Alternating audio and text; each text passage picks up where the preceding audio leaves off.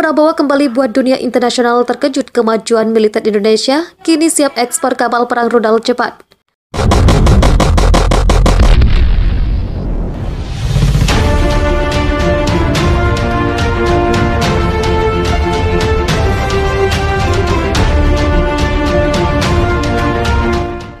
Meskipun dalam hal teknologi belum bisa dikatakan satu level dengan negara-negara maju seperti Amerika Serikat maupun Cina, militer Indonesia kembali picu kejutan.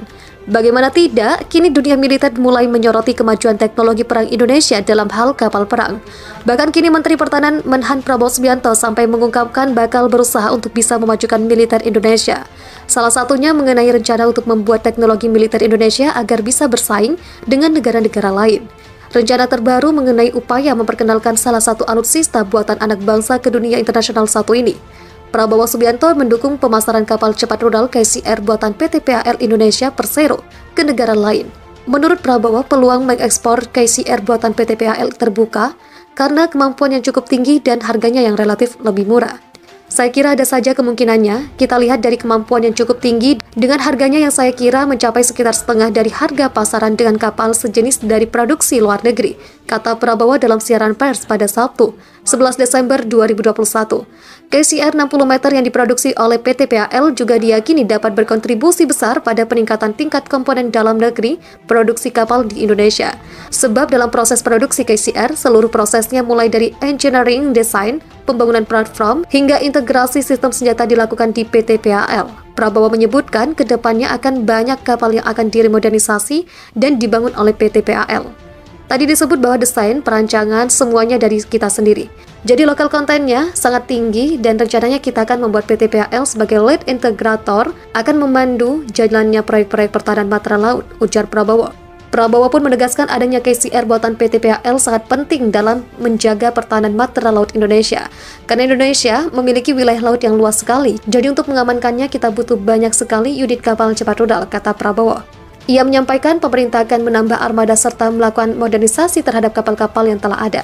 Diberitakan PT PAL telah membangun 4 unit platform KCR 60 meter, yaitu KRI Sampari 628, KRI Tombak 629, KRI Halasan 630, dan KRI Kerambit 627. Kemudian PT PAL meluncurkan KCR 60 meter kelima.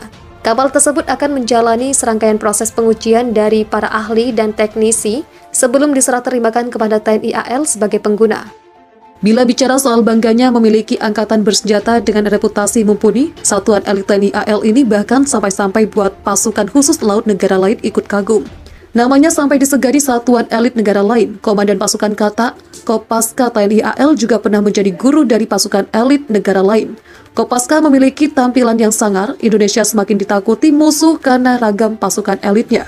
Selain Kopassus kepunyaan TNI AD, Indonesia telah lama memiliki pasukan elit Kopaska, komandan pasukan Kata sebagai frogman TNI AL. Keberadaan Kopaska yang cukup populer saat Indonesia dan Malaysia pernah terlibat konflik itu ternyata malah menginspirasi AL Malaysia.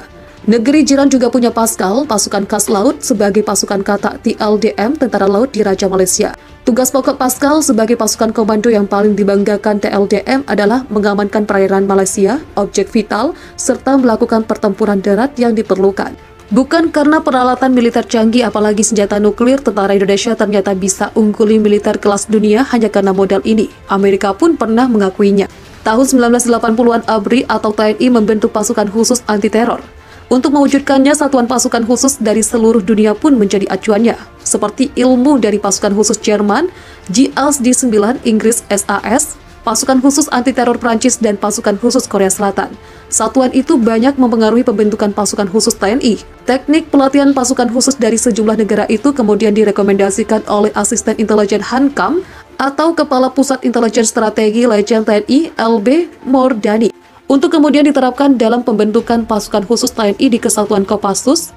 Semua teknik itu diyakini bisa membentuk tiap personil pasukan khusus TNI hingga menjadi pasukan tempur profesional. Profesional artinya mereka mampu menjalankan misinya dengan tuntas meski hanya bermodal persenjataan terbatas. Selain itu, ada suatu hal yang dimiliki tentara Indonesia yang bahkan tidak dimiliki oleh pasukan khusus manapun, yaitu kemampuan personil dalam penguasaan ilmu bela diri, penggunaan senjata tajam, dan keterampilan penggunaan senjata api yang tidak dilengkapi teknologi serba canggih.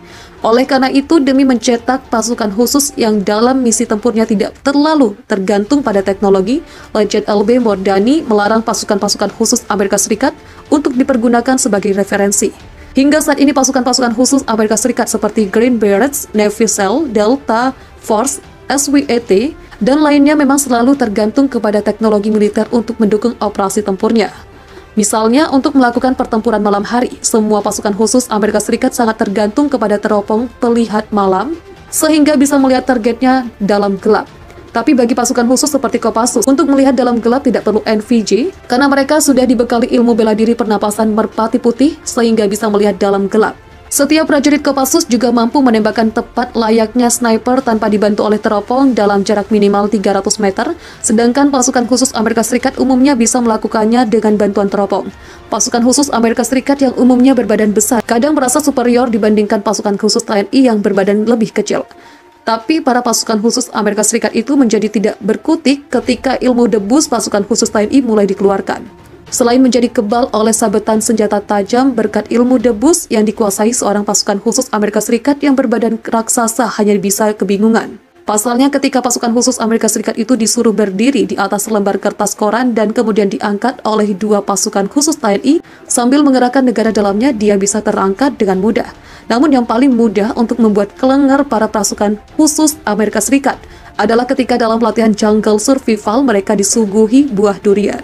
Tak ada seorang pun pasukan Amerika Serikat berani makan durian sementara pasukan khusus TNI bisa menyantap semua durian penuh gairah dan sukacita. Berkat kemampuan pasukan khusus Indonesia yang tiap personilnya menguasai ilmu bela diri dan tenaga dalam itu, sesungguhnya telah membuat para jenderal di markas besar militer Amerika Serikat Pentagon ketakutan. Para jenderal di Pentagon yakin pasukan khusus Indonesia menguasai ilmu hantu, sementara pasukan khusus Amerika Serikat sama sekali asing dengan ilmu kebatinan tersebut. Kemampuan itu membuat Indonesia dipandang sebagai pasukan militer yang tidak hanya memanfaatkan kemampuan teknologi saja. Bahkan jika melawan pasukan khusus Amerika Serikat yang terbiasa bertempur menggunakan teknologi, bisa saja Indonesia menang jika sama-sama bertarung tanpa teknologi.